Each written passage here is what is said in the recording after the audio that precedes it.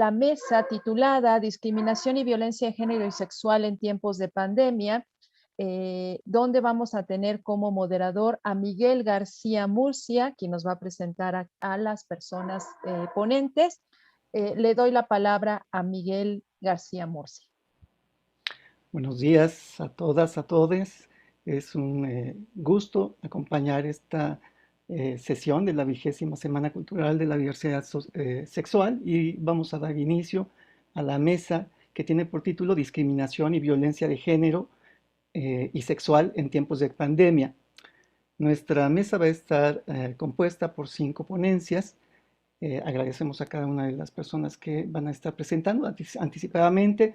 Les comento que cada ponente va a tener 15 minutos para presentar su trabajo, y al final de todas las presentaciones abriremos una ronda donde se podrán expresar las preguntas y los comentarios que hayan sobre cada una de las ponencias. Les pedimos a los ponentes que mantengan sus micrófonos cerrados mientras que llevamos a cabo esta presentación, mientras que el ponente está presentando. Y bueno, para dar continuidad, vamos a presentar en primer lugar la ponencia que tiene por título Cuando quienes quieren proteger vulneran, violencia homolesbo transfóbica en la familia en tiempos de la COVID-19 en Uruguay. Esta ponencia es presentada por Gonzalo Gelpi y por Natalia Silvera Barreiro. Gonzalo Gelpi es licenciado en Psicología por la Universidad de la República Uruguay, es magíster en Género, Sociedad y Políticas Públicas de Flaxo, Argentina, doctorando en Sentidos, Teorías y Prácticas de la Educación, Universidad Nacional del Litoral, Argentina, es docente del programa Género, Sexualidad y Salud Reproductiva del Instituto de Psicología de la Salud, Facultad de Psicología, UDELAR. En dicho servicio es coordinador técnico del Centro de Referencia Amigable, CRAM, y coordina la línea de investigación en diversidad sexogenérica y salud. También es docente en la Facultad Latinoamericana en Ciencias Sociales, Flaxo, Argentina. A su vez, ejerce la clínica particular con población adolescente y joven. A lo largo de su trayectoria ha coordinado diversos proyectos de investigación y extensión, así como también ha publicado varios artículos científicos en revistas internacionales en el campo de la salud y educación. Además, ha presentado trabajos en prestigiosos congresos a nivel internacional. Natalia Silvera Barreiro es licenciada en Psicología por la Universidad de la República de Uruguay, es docente en el programa Género, Sexualidad y Salud Reproductiva del Instituto de Psicología de la Salud, Facultad de Psicología, UDELAR. Actualmente es una de las docentes referentes del Centro de Referencia Amigable, CRAM. Ha formado parte de equipos de investigación y extensión a nivel universitario. Además, cuenta con publicaciones científicas en revistas internacionales en el campo de la salud y educación. Tiene un estudio de posgrado clínico en logoterapia y también se desempeña en el sector privado como psicóloga clínica, enfocándose particularmente en población adolescente y joven. Es consultora oficial del Fondo de Población de las Naciones Unidas, UNFPA, en temas de género, juventud y sexualidad en su sede en Uruguay. Damos la bienvenida y les pedimos por favor que inicien su presentación. Miguel, muchísimas gracias por tu presentación. La verdad que estamos muy contentos de participar en esta mesa. Saludamos a todas las personas que están en la transmisión y a los compañeros y a las compañeras que acompañan esta mesa. Y sin más, damos inicio un poquito a la presentación. Gonzalo, ir pasando las diapositivas. La próxima, Gonzalo. Bien, un poquito esta ponencia, así como lo dijo Miguel, se trata de un artículo que se publicó el año pasado, y los objetivos de esta presentación básicamente se basan en estos 4 ejes. La primera es presentarle una prestación que se llama COVID-19 que se ofreció a través del CRAM, del Centro de Referencia Amigable, que ahora les vamos a contar un poquito de qué se trata. Compartir las nociones generales del concepto de familia que trabajamos en nuestro artículo, profundizar un poco sobre lo que es el fenómeno de la violencia homolego-transfóbica en el ámbito familiar, y por último poder sociabilizar con ustedes un poquito lo que fueron nuestras experiencias clínicas y cuáles fueron los impactos. Próximo. ¿Qué es el servicio CRAM? El servicio CRAM es un servicio universitario, centro de referencia amigable, que da atención psicológica gratuita dirigida a la población LGTB residente en Uruguay, y un punto muy importante para nosotros, que es independiente del nivel socioeconómico del prestador de salud, se le brinda a toda la población residente. Esta prestación existe desde el año 2014 en un convenio con la Facultad de Psicología, la Universidad de la República y el Ministerio de Desarrollo Social, MIDES. Próximo. ¿Cuál es el objetivo de este servicio? Básicamente es brindar un servicio de consulta, orientación y atención psicológica a nuestra población desde un paradigma de derechos humanos que contemple la perspectiva de género y diversidad, punto fundante de este servicio, y que se garantiza el reconocimiento de la orientación sexual, de identidad de género y la expresión de género de nuestros usuarios y usuarias. Siguiente. Para nosotros es muy importante nuestras redes sociales, porque son el punto de anclaje del servicio, y es importante también porque a través de nuestras redes sociales nuestros usuarios y usuarias solicitan nuestras prestaciones. Básicamente sobre el Instagram y el mail que ustedes ven ahí, cram@sico.edu.uy. También tenemos otras redes sociales, como lo son el Facebook, Gonza, si quieres pasar. Estas redes sociales no solamente sirven como la entrada a nuestros servicios, sino también en ellas colocamos información, intercambiamos con nuestros usuarios, todo lo que tiene que ver con la cultura LGTB, esto de interactuar con actores sociales, nos permite como la interacción diaria. Esa es nuestra red de Facebook. Luego tenemos nuestra red de YouTube, que generalmente es donde nosotros hacemos los vivos y ponemos nuestras entrevistas. Y por último tenemos lo que es la página oficial de la Facultad de Psicología, que ahí básicamente se detallan nuestras prestaciones y nuestras publicaciones.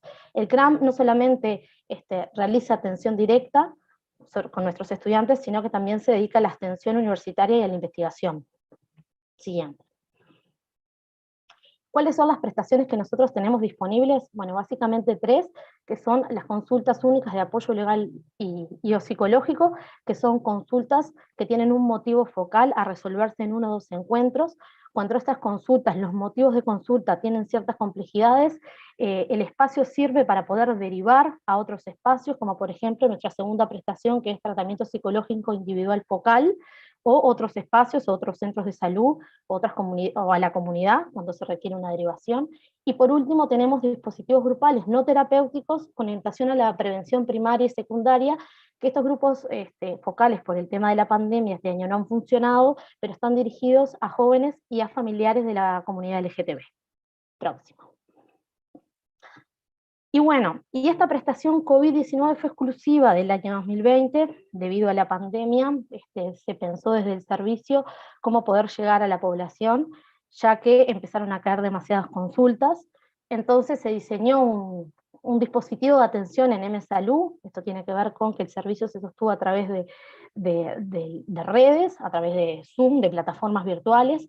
¿Y en qué estuvo basado? Básicamente lo que tiene que ver con los primeros auxilios psicológicos y con un modelo de intervención en crisis, pudiendo escuchar y derivar y atender situaciones emergentes y padecientes de nuestros usuarios. Esta atención, algo importante, es que una vez que la persona la solicitaba, en las 24 horas se le brindaba la prestación. Siguiente. Algunas particularidades de la prestación, lo que se intentó con esta prestación y con esta llegada a nuestros usuarios fue reducir básicamente lo que es el estrés emocional y vincular a las personas a los recursos de comunidad. Esto de la prevención y la promoción y la derivación temprana en los casos que se requiriera. ¿Para qué? Para reasegurar, como dice, el acceso a las personas a los servicios y que tuvieran todas las coberturas y se pudieran brindar todas las necesidades. Siguiente.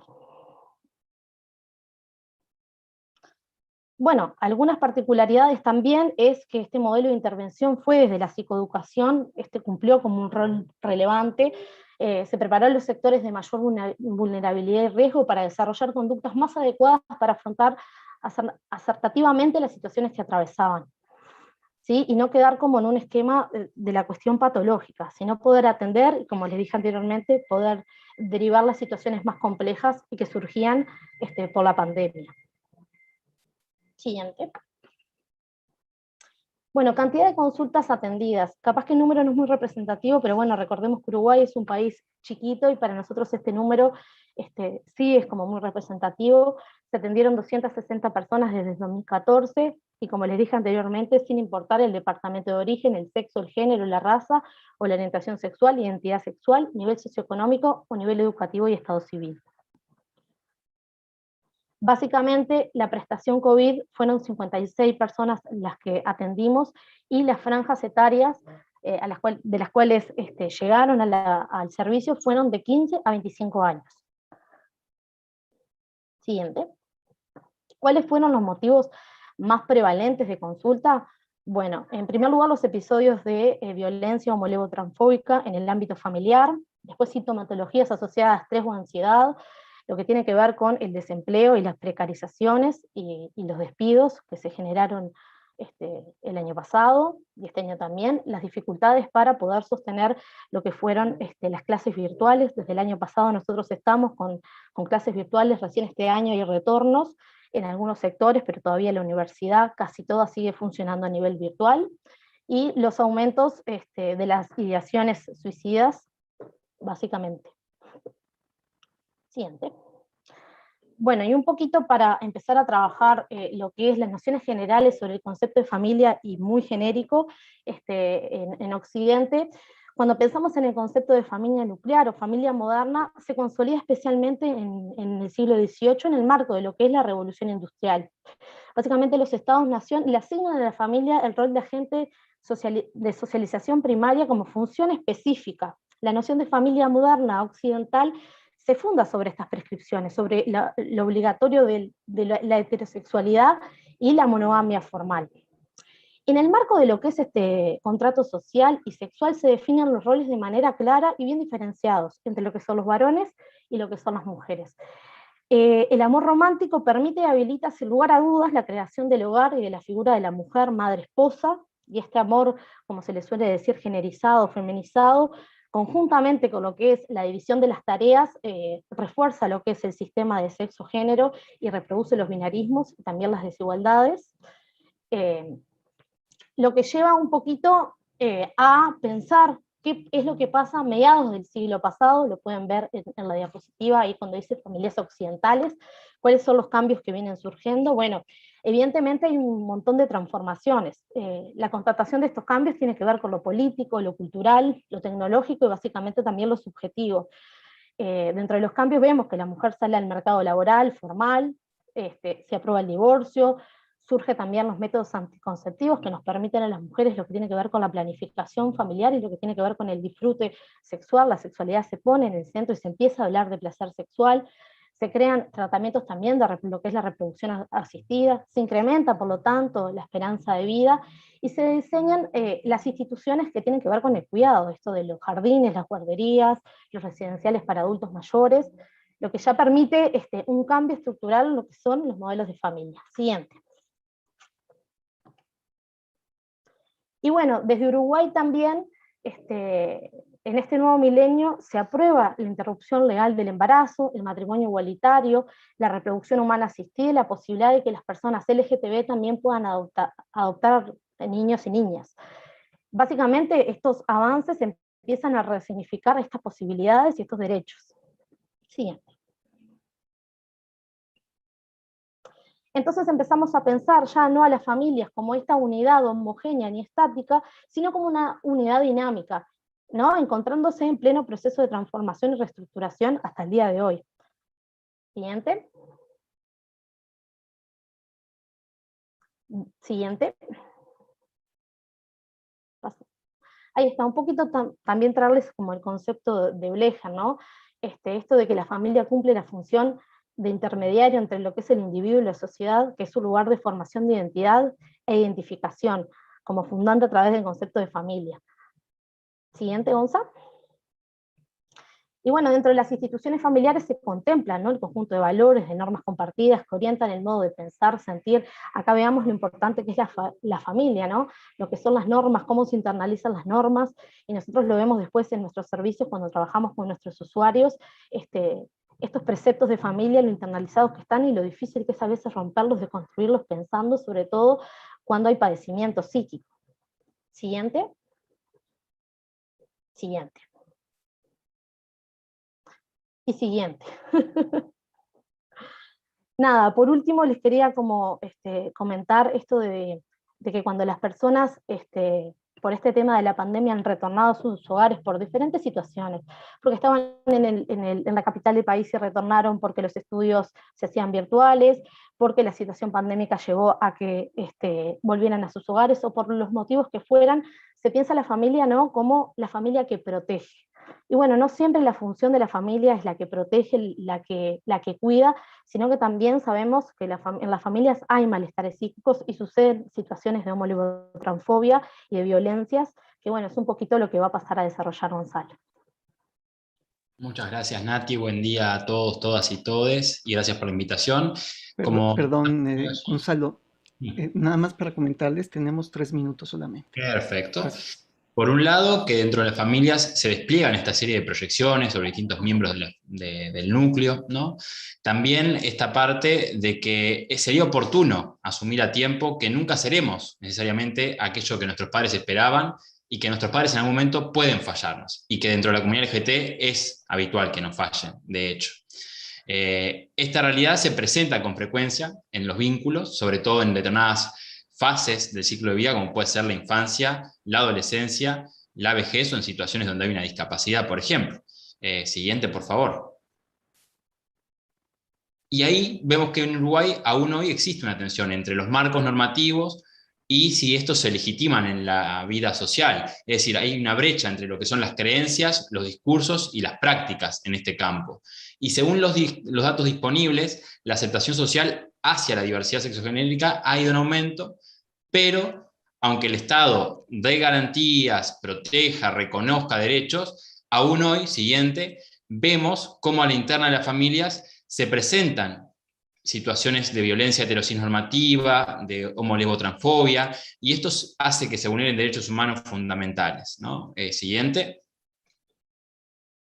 Y ahí vemos que esta violencia es una forma específica de violencia basada en género, que generalmente se da por orientación sexual, identidad de género o expresión de género, y que puede ser ejercida por personas, tanto como por grupos o instituciones. Y estas acciones suelen incluir lo que es violencia física, verbal, psicológica, sexual, patrimonial, social y mediática. Siguiente, por favor. Algunos ejemplos son la no aceptación de la orientación sexual, de la identidad de género, la expresión de género de un hijo, agredir o humillar verbalmente de manera constante a un hijo por motivos antes mencionados, expulsar a estos del hogar por el simple hecho de ser LGBT, rechazar amigos autoidentificados como LGBT porque se les asigna la culpa de porque su hijo no es heterosexual o cisgénero. Siguiente, por favor. Rechazar, prohibir o negar cualquier tipo de vínculo afectivo sexual de su hijo con una persona del mismo sexo, someter a un hijo a un tratamiento psicológico de conversión, asistir a ceremonias religiosas en búsqueda de una cura o un exorcismo, y confiscar dispositivos electrónicos y no permitirles el manejo de dinero, a lo que hemos visto en nuestra clínica CRAM durante el ofrecimiento de la prestación COVID-19. Siguiente, ya estamos como redondeando. Y cuando se presentan justamente estas situaciones, lo que vemos es un impacto en la salud integral de nuestros usuarios y usuarias. Siguiente, pero sobre todo en la salud mental. Y ahí debemos considerar la generación de los padres y otros familiares directos en cuanto a cómo conciben la homosexualidad, la transgeneridad, la socialización de género y sexual integral que recibieron en su momento, las propias normas de género y sexuales internalizadas que tienen, y si conocen y tienen algún tipo de contacto con otra persona LGBT. Eso se supone que es un factor protector para la mayor aceptación de la diversidad. Siguiente. Ahí pasamos, siguiente. Así podemos dar algo más. Seguimos nomás, así llegamos a la parte final. Avanzamos. Acá mismo, muchas gracias, y cerramos con esto.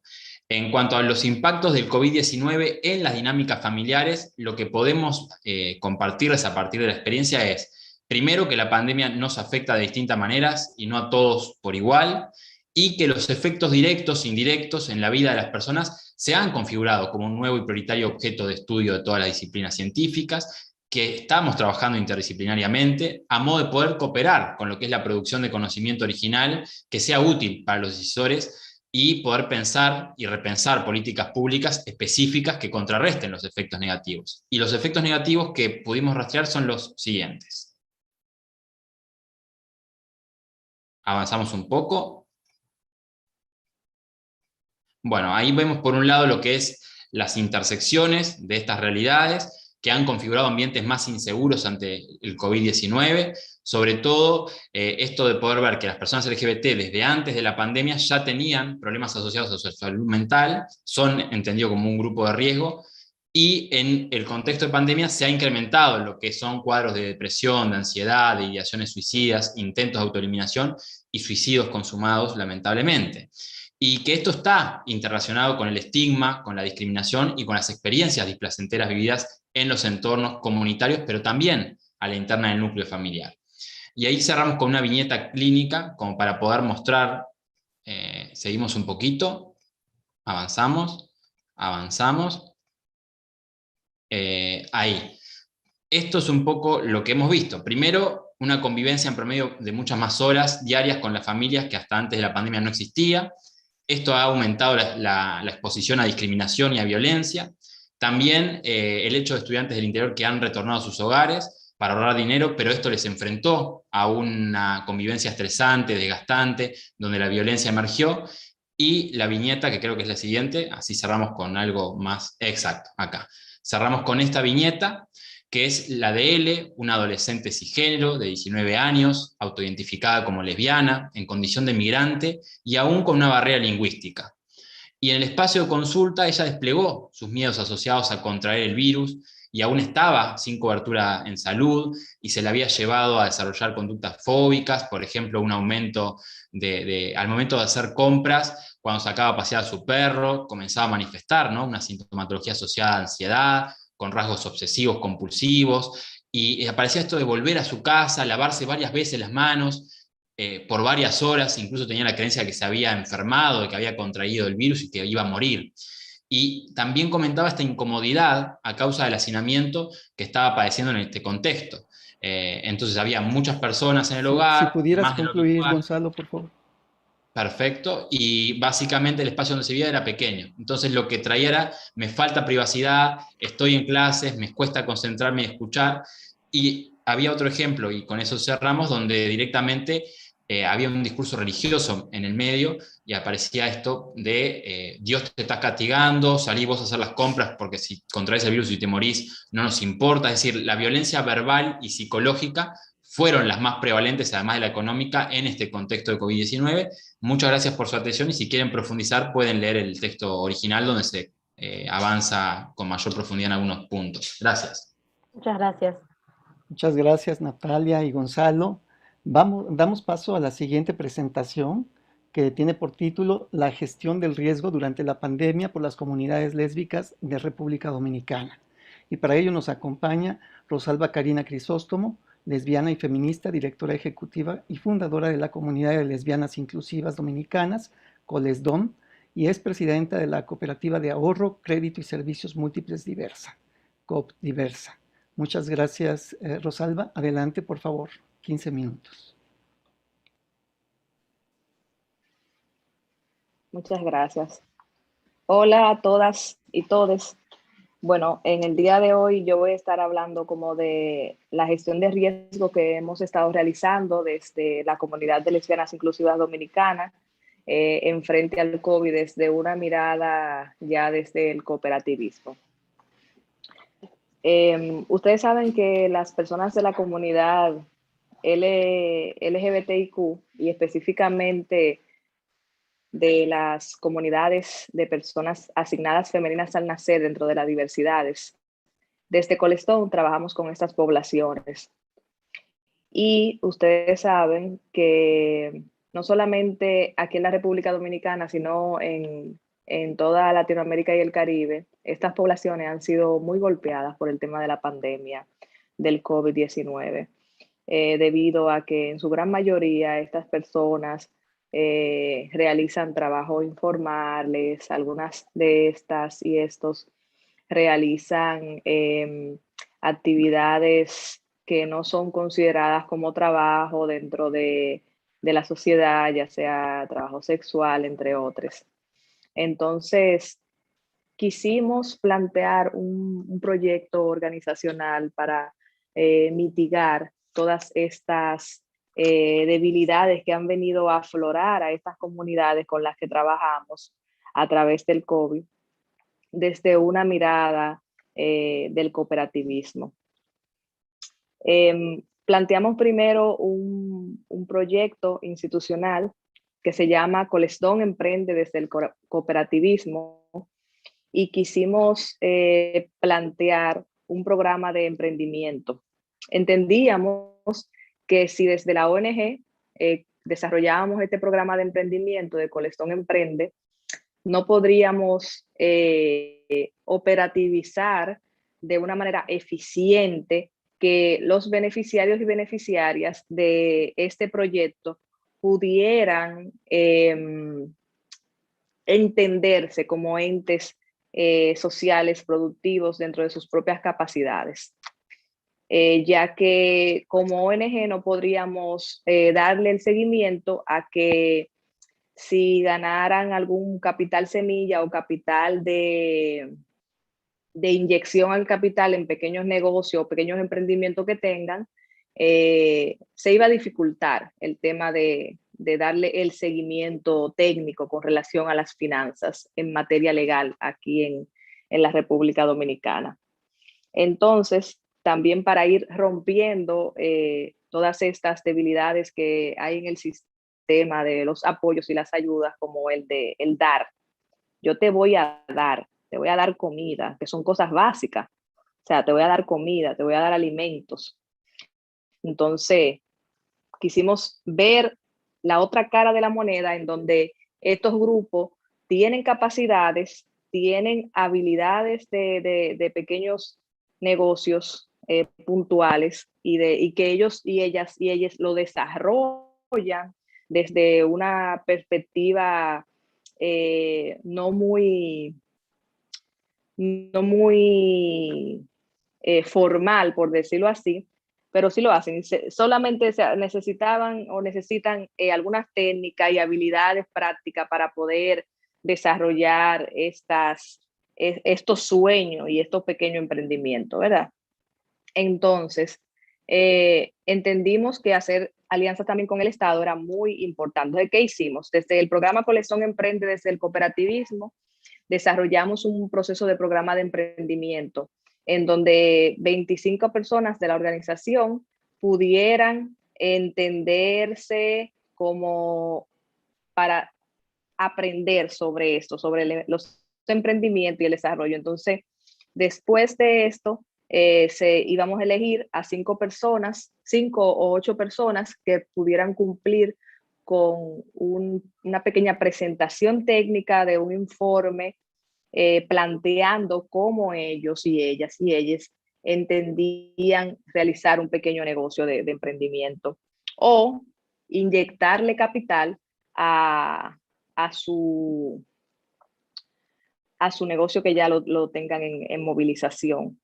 Entonces, entendimos que desde la creación de una cooperativa a través del proyecto, se iba a poder operativizar esto y también se iba a crear un desarrollo real y permanente y sostenible hacia estos grupos y estas comunidades. Ahora bien, ¿qué es una cooperativa? Una cooperativa es una sociedad de personas naturales o jurídicas sin fines de lucro que se reúnen por diversas acciones o funciones. Se reúnen para fusionar conforme a los principios del derecho de la igualdad entre los diferentes miembros. Se reúnen para tener capital variable durante la diferente incidencia que se haga en el proceso del cooperativismo, para conocer cómo se trabajan los procesos cooperativos de unos grupos o comunidades, para ser elegidos y elegir. Aquí en la República Dominicana existe la ley del cooperativismo, que es la ley número 127, y como ustedes saben, a nivel internacional esto existe, toda esta perspectiva de las cooperativas. Ustedes saben que todo esto comenzó en parte de Europa y demás. Entonces, fue un gran reto como organización de la sociedad civil desde Colestón, comenzar a trabajar con el Estado desde esta mirada, porque aquí en República Dominicana no se había creado nunca una cooperativa dirigida a grupos en situación de vulnerabilidad, a personas, ¿verdad?, de la comunidad LGBTIQ, de las personas trabajadoras sexuales, personas con discapacidad, y duramos 4 meses para que el IDECOP, que es un instituto que fomenta y que regula la ley del cooperativismo y que fiscaliza a todas las cooperativas aquí en la República Dominicana, para que pudieran dar lo inicial, que era el visto bueno a los estatutos de la cooperativa. Al inicio ellos querían que nosotros elimináramos un párrafo en donde especifica cuáles son todas las poblaciones con la que, o sea, la naturaleza de la cooperativa dirigida a cuáles personas. Entonces, ustedes saben que obviamente la cooperativa iba dirigida a estos grupos. Entonces, lo bueno de este proyecto y de este proceso es que se le va a dar un reconocimiento de las cooperativas desde un decreto presidencial que lo emite el presidente de la República Dominicana, y que va a ser un proceso en donde le apoye a estas poblaciones a desarrollarse de una manera social, económica, desde la cooperación, desde la unión entre ellas y ellos, y que puedan verse como personas productivas en la sociedad y entes sociales que puedan desarrollar acciones en conjunto, y que ya todas estas cosas que siempre nos han querido infundir de los grupos de la división, podamos ir entendiéndola desde otra perspectiva. Ahí en la pantalla le presentamos el logo de la cooperativa, en donde nosotros, o sea, entre todos los socios, actualmente habemos 25 socios en la cooperativa, y quisimos plantear esta flor de loto. Ustedes saben, o sea, partiendo de la historia de la flor de loto, que es una flor que nace del fango, del lodo, y cuando sale de esos fangos es la flor más hermosa que existen en los pantanos.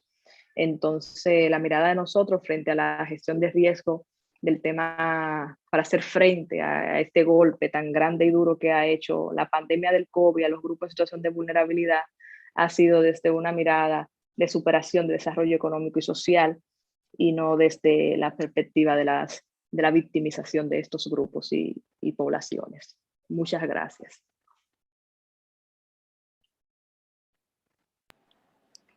Muchas gracias, Rosalba.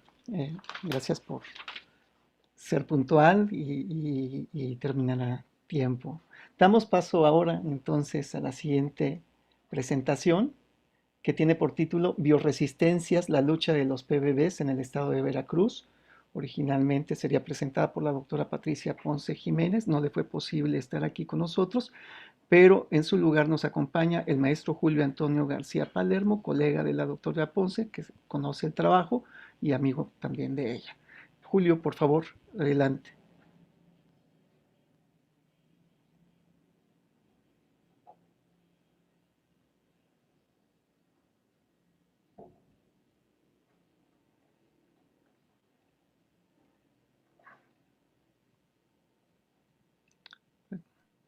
Parece que tenemos un pequeño problema. Julio andaba por aquí. Sí, aquí está. Sí, sí está, pero no ha abierto micrófono.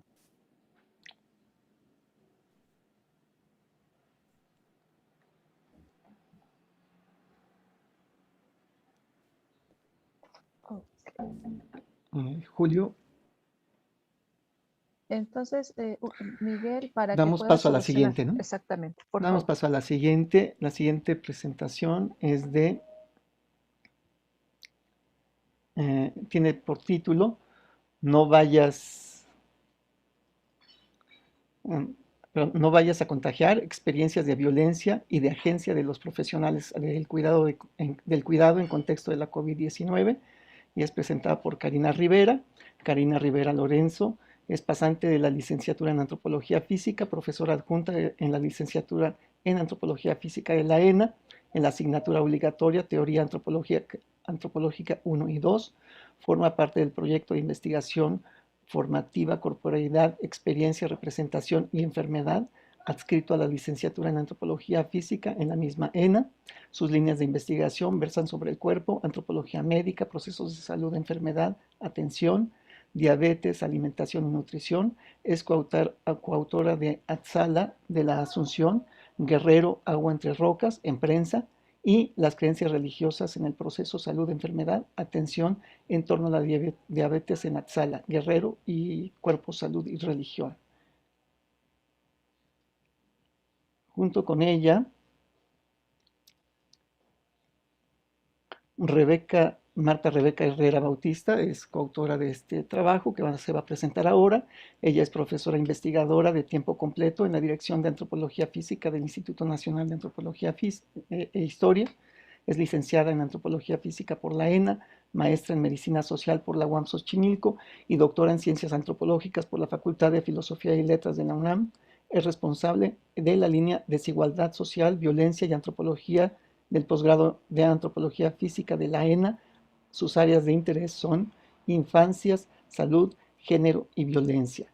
Entre sus publicaciones se encuentran los libros La jornada interminable del trabajo, Crecer en la adversidad y En el silencio de su soledad, la reproducción de la violencia intrafamiliar, entre otras publicaciones. Les damos la bienvenida y les cedemos el micrófono para que hagan su presentación.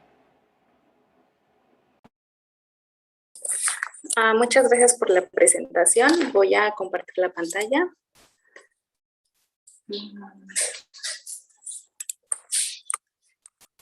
No sé si ya se vea.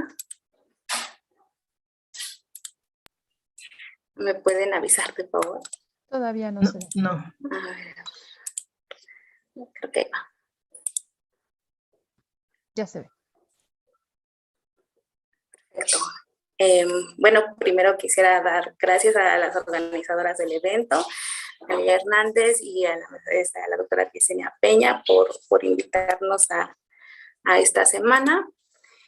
Y bueno, voy a empezar introduciendo que este trabajo que vamos a presentar es un trabajo exploratorio que se desprende de un proyecto multidisciplinario que fue enfocado al estudio del equipo de enfermería en la unidad temporal COVID-19 Citibanamex, en donde participamos tanto antropólogos, antropólogas y equipo de enfermería que también dan clases en la Escuela Nacional de Enfermería Obstetricia de la UNAM.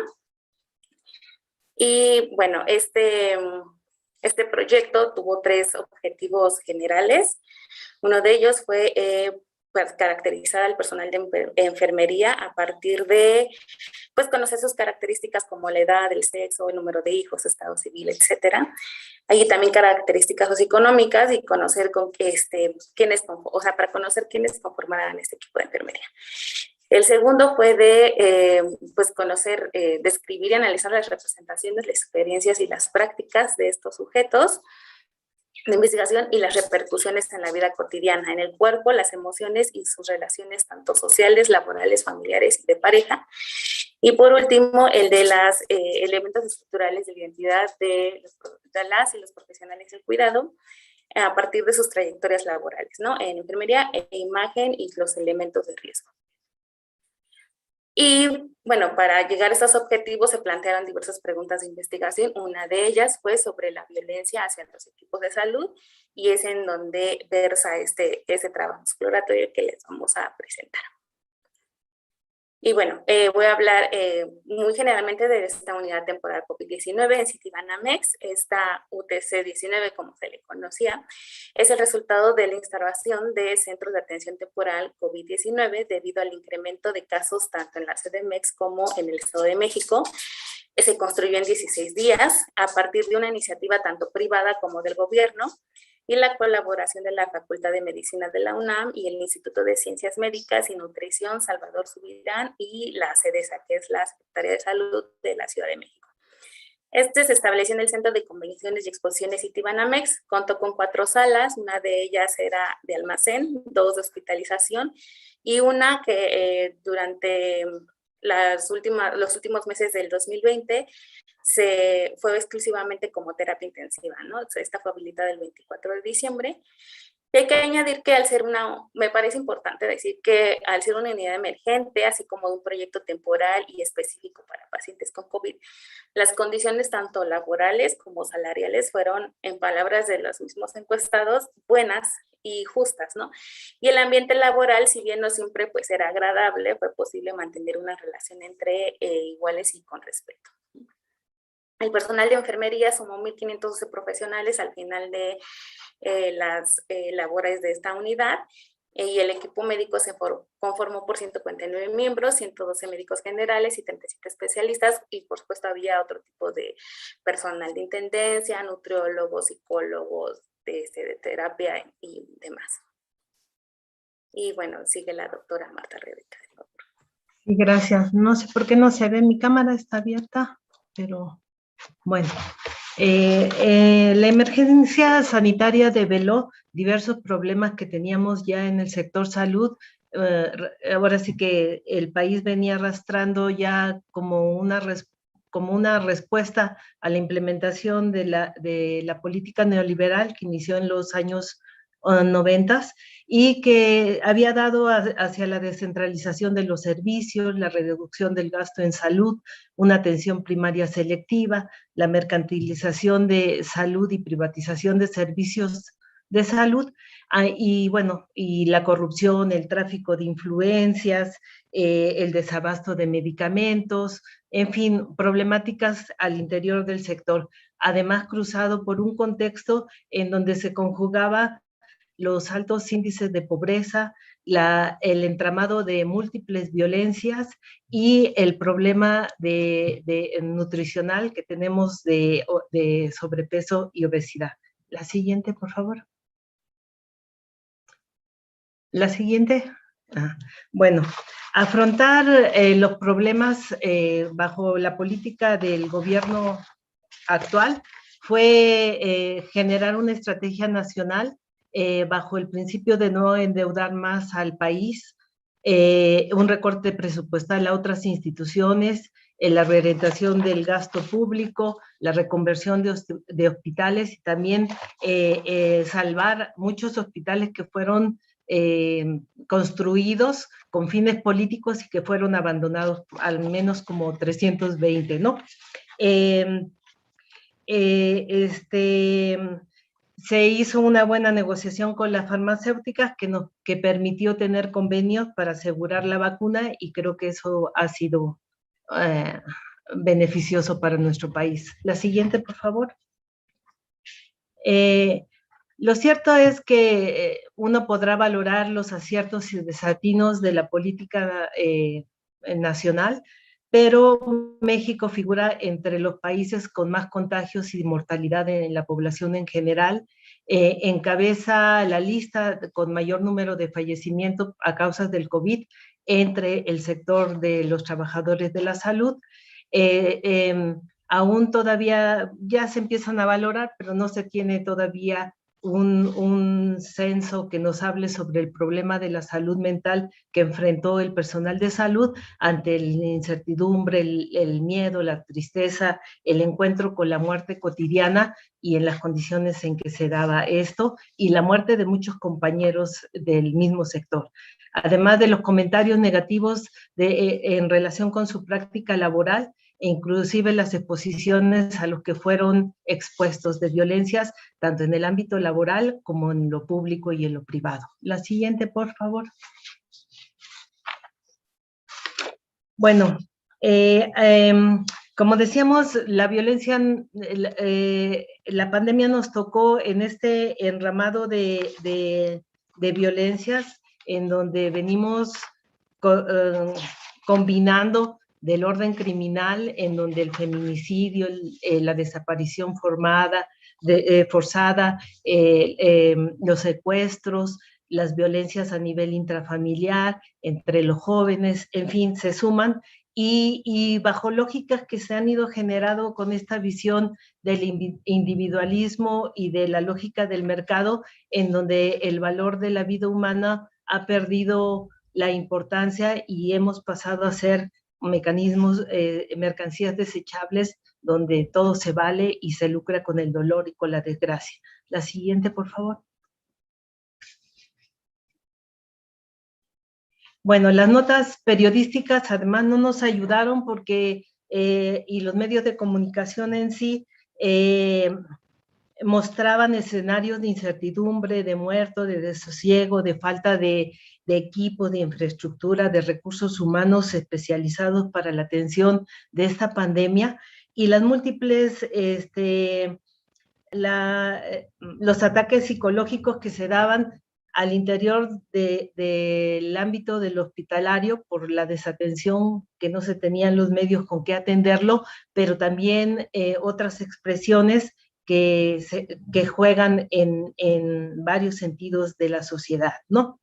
La siguiente, por favor. Y entra Karina.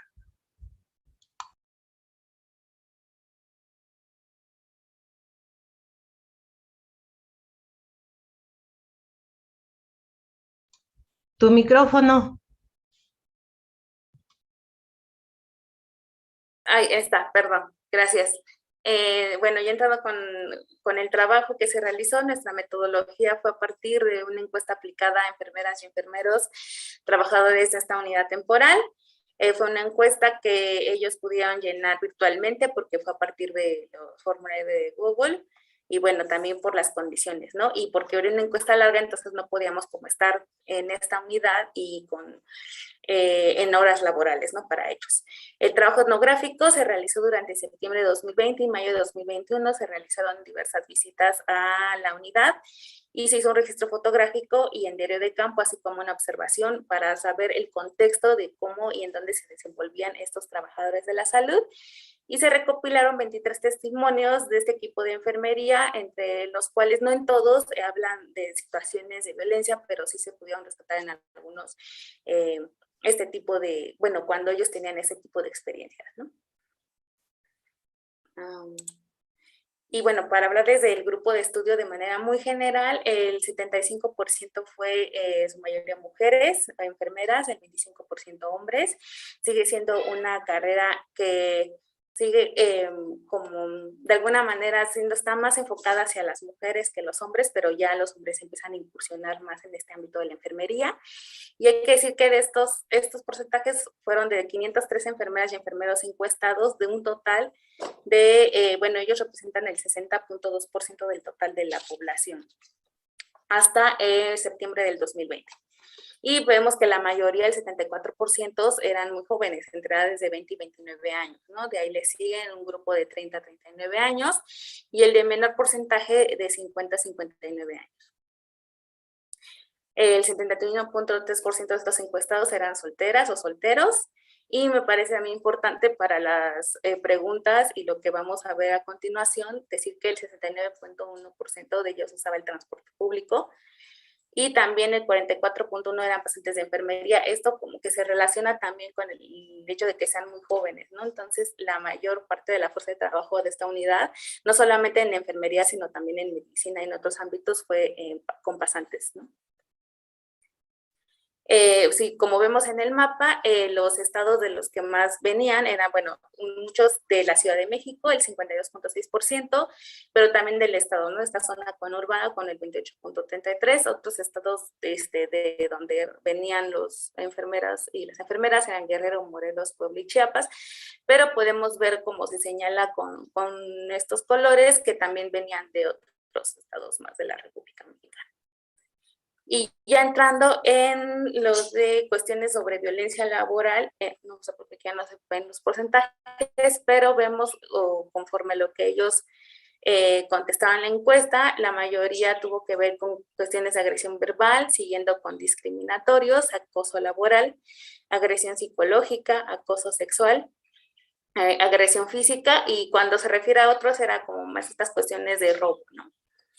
Y vemos bien que tanto en acoso sexual como agresión física solamente fueron las mujeres las que estuvieron expuestas a este tipo de agresiones, y específicamente los de acoso sexual no fue por parte como de enfermeros o médicos, sino de los propios pacientes, ¿no? Hacia estas enfermeras.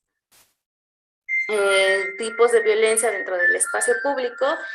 De los encuestados, el 25.9% fueron discriminados o excluidos al portar su uniforme fuera del ámbito laboral. De este porcentaje, el 17.2% fue en la calle, como transeúntes. El 5.3% fue dentro de los espacios del transporte público, ya sea en metro, combi, el autobús.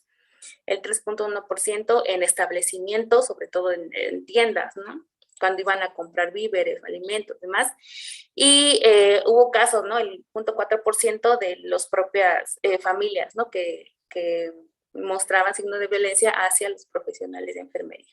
Entonces, la gama de violencias va desde estas agresiones físicas que les aventaban agua caliente, aceleraban el automóvil de pasar con un charco con la intención de mojarlos, los empujaban y bajaban del vagón del metro, del autobús, y otras expresiones fueron también de acoso visual, que término que utilizó uno de los enfermeros, pero que varios reportaron, y que nos permite referir la importancia de la mirada en la interacción social, donde se pueden distinguir miradas despectivas, de desagrado, desaprobación, fijas con la intención de hacerlos sentir incómodos o como bichos raros, al decir de algunos encuestados, o agresiones verbales y gestuales que humillan, desprecian, ofenden, acusan, rechazan, excluyen, murmuran y rumian sus miedos, prejuicios y malestares acumulados durante este tiempo de la pandemia. Bueno, y uno podría preguntarse cómo el uniforme blanco de los profesionales de salud, que en otro momento ha sido un distintivo y símbolo de vida, de confianza y de seguridad, se convierte en un símbolo de enfermedad y muerte. Los entrevistados, los encuestados hablaban en sus narrativas sobre el azoro, la incredulidad, el enojo, la frustración, porque no comprendían cómo la sociedad podía responder con actos de discriminación y violencia contra ellos.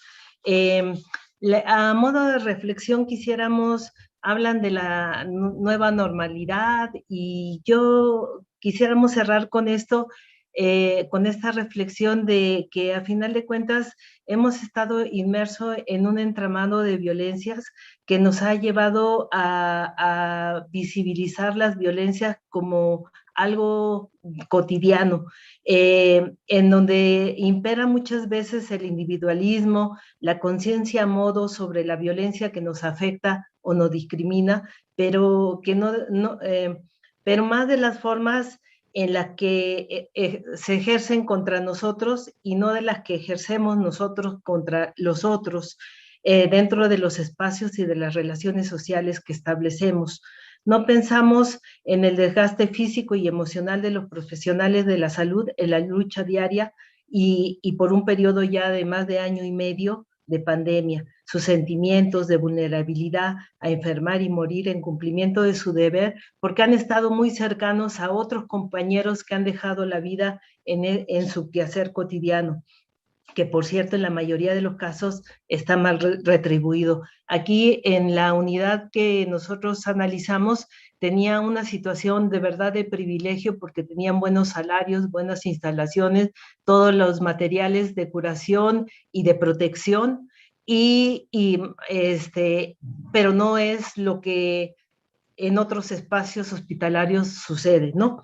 Y así como, bueno, y había una característica de esta unidad que tocaban una campanita cuando alguno de los pacientes había librado la lucha contra la muerte, y entonces decimos, así como esa unidad tocaba la campana de la esperanza cuando algún enfermo ganaba la cruenta batalla a la muerte, esperamos que en verdad esta lección de vida transforme nuestros corazones y maneras de actuar hacia el otro, resarcir el valor de la vida humana y de todos los seres vivos del planeta, porque a final de cuentas hoy somos mercancías desechables, para fincar una transformación social donde quepamos todos en nuestra diferencia, ¿no? Hacer de la diferencia, que es algo natural, algo que socialmente no se geste como desigualdades, como exclusiones, como discriminaciones y como violencias.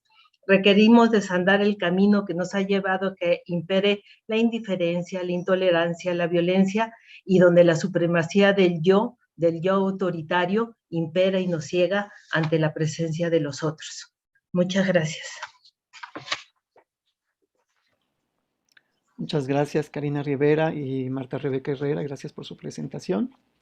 A continuación vamos a dar paso a la ponencia Bioresistencias, la lucha de los PBBs en el estado de Veracruz, con el maestro Julio Antonio García Palermo.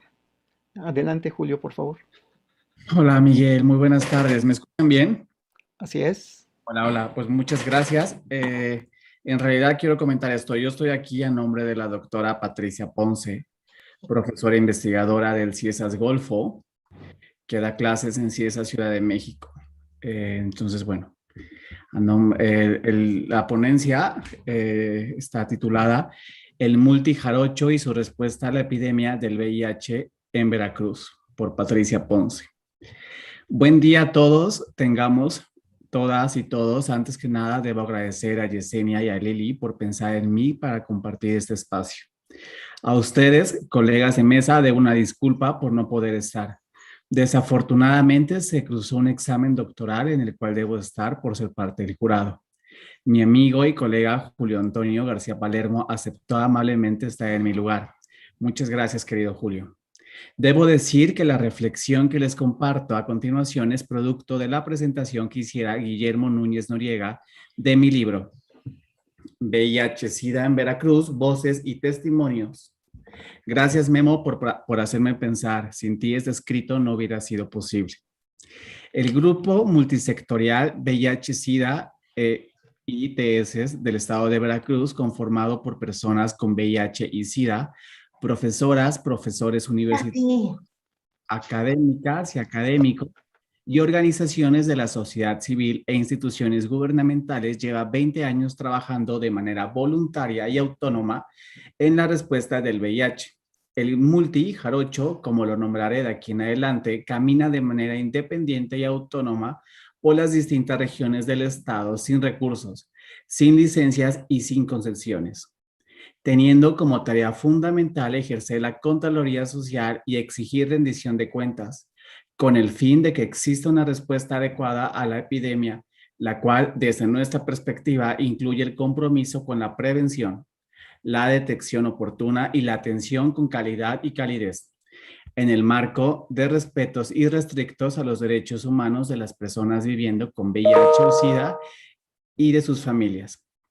La lucha por el derecho humano a la salud y a la vida, en la lucha por el derecho a la salud y a la vida hemos ido construyendo con base a la información, el diálogo y los derechos humanos como estandartes, lo que ha permitido configurar reuniones con servidoras y servidores públicos de todos los niveles, incluyendo al Secretariado de la Salud de la entidad en un ejercicio de Contraloría, rendición de cuentas y exigencia de reformas precisas en los servicios de salud públicos a los que recurren las personas afectadas por el virus, constituyéndose esto en una exigencia inédita en la cultura política de la entidad veracruzana y de nuestro país.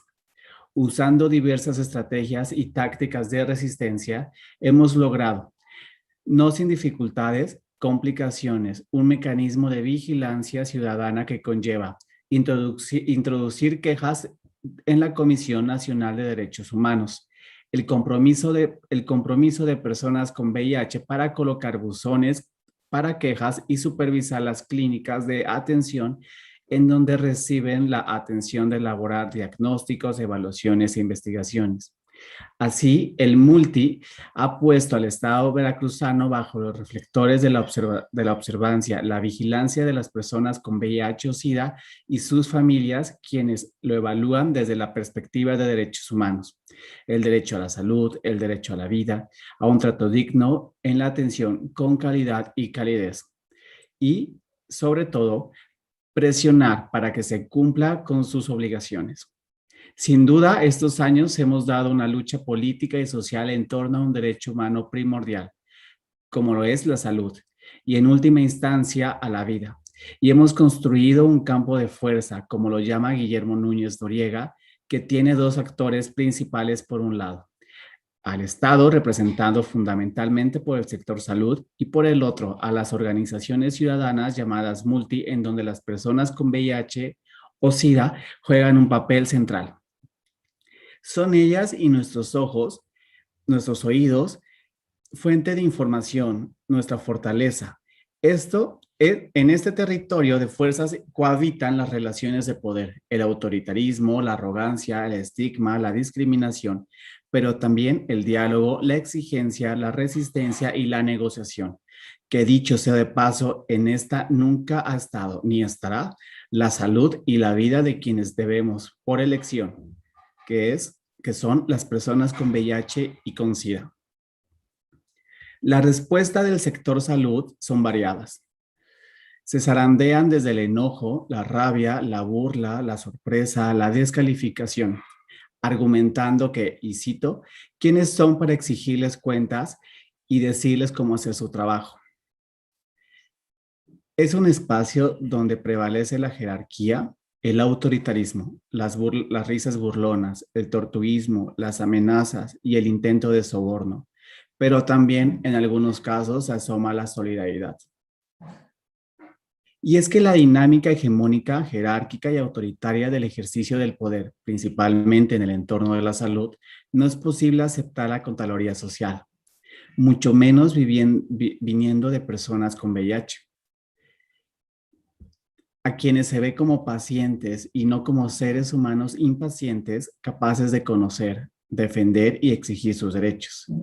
Así, secretarios, directores de hospitales, coordinadores de programas y en general, las y los profesionales de la salud se asumen como expertos, convirtiéndose en cómplices de esa relación de poder y a menudo se indignan ante la posibilidad de que alguien les señale que no están haciendo bien su trabajo o les reclame ser tratados con respeto, con dignidad, sin estigma y discriminación o peor aún, con calidad y calidez.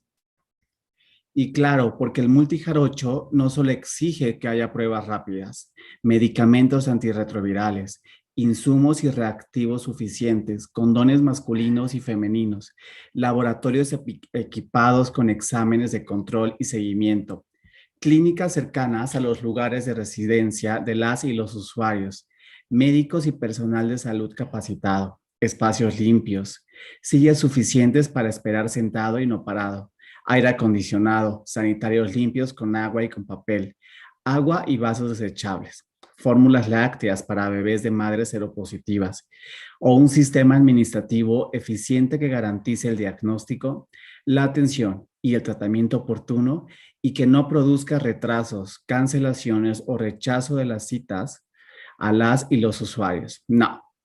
El multi también pelea cotidianamente día para que haya amabilidad, empatía e incluso una sonrisa. Y como sostiene Núñez Noriega, en este contexto, y se abre cita, en este contexto de ninguneo social crónico e histórico de las y los usuarios del sistema de salud, particularmente cuando se trata de poblaciones pobres, indígenas, mujeres, trabajadoras sexuales o gays, bisexuales, transgénero, transexuales, intersexuales, cada uno de esos aspectos puede hacer la diferencia en una persona entre la salud o la enfermedad y la muerte. También de continuar con el tratamiento o rendirse. Se cierra cita. El camino ha sido largo y sinuoso.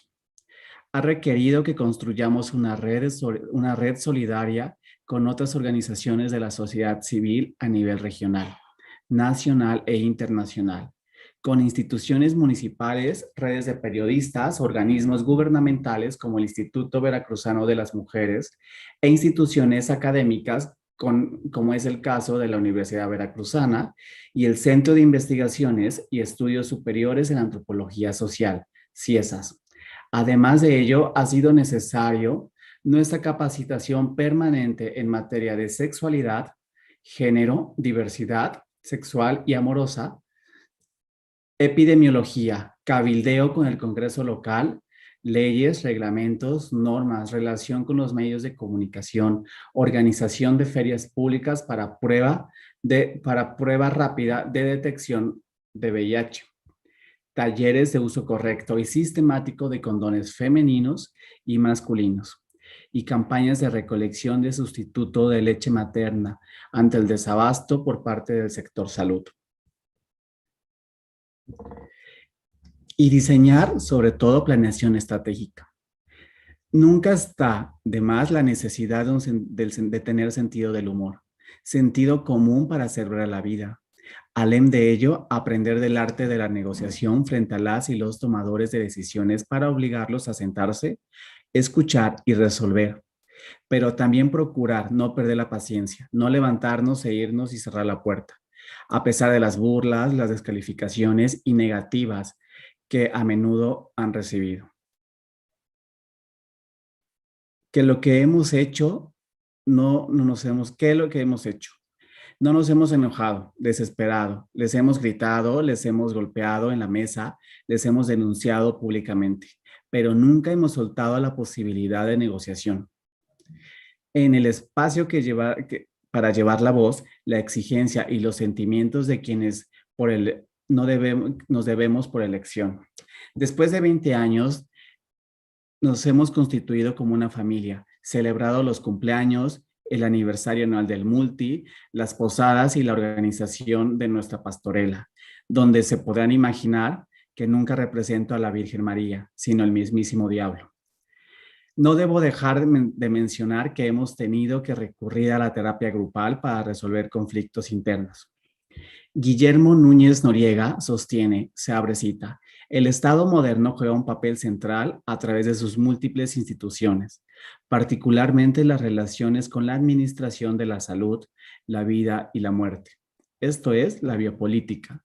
En nuestro país y en el contexto actual, esta biopolítica convive por acción y omisión del Estado y por la participación del crimen organizado movilizado por la ambición de poder y dinero. Con la necropolítica, esto es la política de la amenaza, el dolor, la privación de la libertad y la muerte. Frente a esta biopolítica y necropolítica, el grupo multisectorial en Veracruz ha construido durante 20 años y sigue construyendo día a día una bioresistencia. Una de las estrategias fundamentales de esa bioresistencia es reclamar el valor de la vida humana que el sistema sociocultural y político ha despreciado, cuando no oprimido, perseguido o marginado históricamente. Desde la política del sometimiento de la vida, para encabezar como grupo multi, no hay cuerpos ni sujetos desechables, prescindibles o de segunda. Cada hálito de vida tiene valor y se pelea. El discurso que reclama, constantemente machacado y hasta la necedad, según algunos, la falta de medicamentos antirretrovirales, la escasez de condones o el sustituto de leche materna, el maltrato en un hospital o el torturismo en el diagnóstico y en la atención de personas con VIH, por mencionar solo unos cuantos ejemplos. Es un recordatorio constante a la sociedad que la vida sí importa, o al menos que hay un sector de la sociedad para quienes sí importa. Lo que es una trinchera ética frente a la desesperanza que genera una biopolítica de la burocracia y la necropolítica de las organizaciones. Se cierra cita.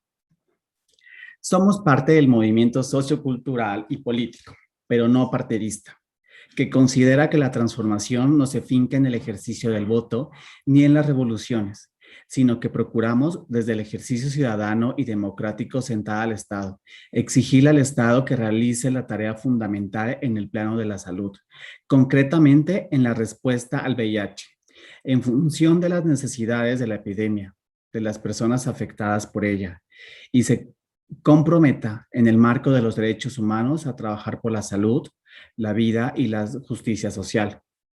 En fin, que nuestra historia como multijarocho, como bien dice Guillermo, es la de un grupo que le ha apostado a la vida como razón central de su quehacer ciudadano, en medio de una sociedad ensangrentada por la violencia criminal de unos y otros, en un país teñido de rojo, desgarrado por el dolor y el miedo frente a los feminicidios, a las desapariciones forzadas, a la muerte.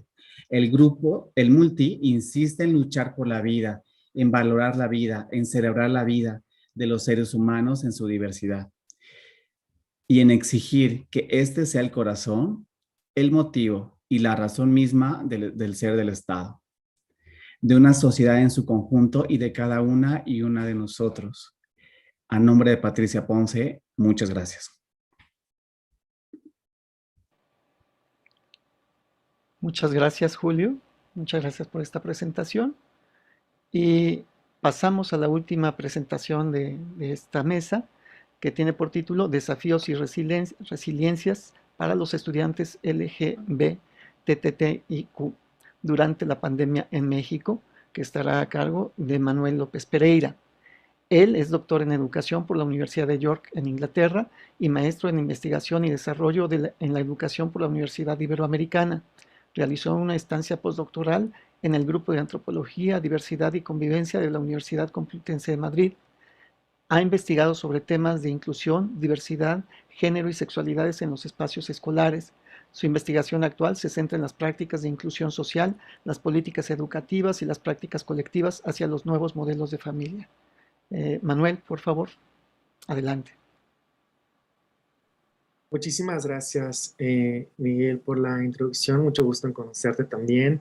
Y gracias a Yesenia y a Lilia por la invitación en participar en esta mesa. Bueno, me gustaría hablar a mí en un artículo que publicamos en la revista latinoamericana de estudios educativos sobre ser estudiante LGBTQ+ durante la pandemia COVID-19. Y más bien es una reflexión de mi docencia como profesor gay, que trabajamos esos temas y que trabajamos con estudiantes lesbianas, gay, bisexuales, transexuales, travestis, transgénero, intersexual, queer, mushe, no binarios, de género diverso, disidente y otras formas de identidad y de expresión y orientación, y que creemos que es importante porque hablamos de la escuela como un espacio en donde se vive homofobia, transfobia, un espacio donde vivimos cierta discriminación, y que esto nos ha llevado a estudiar muchísimo qué podemos hacer como docentes para apoyar a nuestra propia comunidad. Y una de las cosas también que nos encontramos cuando estuvimos en la pandemia, cuando regresamos a casa y estábamos tomando clases, es que muchas estudiantes nos comentaban que extrañaban la escuela, porque aunque la escuela también era un espacio donde vivían discriminación o había una situación de homofobia, de transfobia, de lesfobia, también se sentían seguras, ¿cierto? O sea, habían amistades, habían profesoras, profesores que les ayudaban a sentirse seguras de sí mismas y poder estar en un lugar que les permitía conocerse, expresarse de la manera que ellas, ellos y ellos quisieran. Entonces, es muy importante, me parece, que hagamos una reflexión después de lo que sucedió del COVID y replanteemos cómo la escuela también es un lugar que nos permite ser nosotras mismas. Me gustaría iniciar con algo que hemos hablado en esta semana y que se ha hablado en eventos anteriores, en estas pláticas, que es que sabemos que las estudiantes lesbianas, gays, bisexuales, transgénero, estas formas de identidad, expresión, orientación, han experimentado hostilidad, discriminación, exclusión de compañeras, compañeros de clase, maestros y personal en los espacios escolares. Eso creo que lo tenemos claro. La Comisión Nacional de Derechos Humanos, el CONAPRED, que ha realizado la encuesta sobre discriminación por motivos de orientación sexual e identidad de género en DOSIC en el 2018, que fue dirigida a personas de más de 16 años, mencionaban, y menciono lo de las encuestas, que el 48.4% de las mexicanas no permitiría que en su casa viviera una persona homosexual.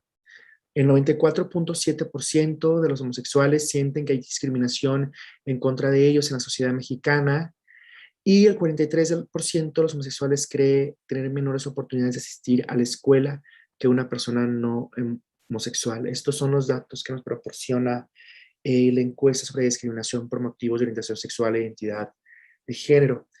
Eso también podemos recuperar el informe especial de la Comisión Nacional de los Derechos Humanos sobre las violaciones a los derechos humanos y delitos cometidos por homofobia, que yo estoy retomando el del 2010, que menciona que las experiencias de la comunidad de la diversidad sexual en los espacios escolares, entre comillas, generan una transgresión directa a la dignidad por los agravios a los que se tiene que enfrentar jóvenes que por su orientación sexual, identidad o expresión de género son objeto de discriminación por homofobia. Cierro las comillas. Esto lo que nos da a notar es que sabemos que en esta sociedad, sabemos que en los espacios escolares, expresarte, dar cuenta de tu identidad de tu expresión, de tu orientación, ocasiona esos problemas. Y creo que muchas veces nosotros como parte de la comunidad LGBT los afrontamos sin ningún problema, pero son momentos que son difíciles porque vivir y ser parte de un hostigamiento, una discriminación en este contexto escolar donde tú deberías sentirte segura de tu identidad, deberías de sentirte segura de tu expresión y de ser parte, lo que creo es que son prácticas de exclusión y discriminación que son un fenómeno que no solamente repercute en la parte del salón, ¿cierto? Sino que se va expandiendo en diferentes espacios. Y eso es muy, muy interesante porque afecta de manera significativa a la persona, a sus derechos humanos, pero también hablando de los espacios,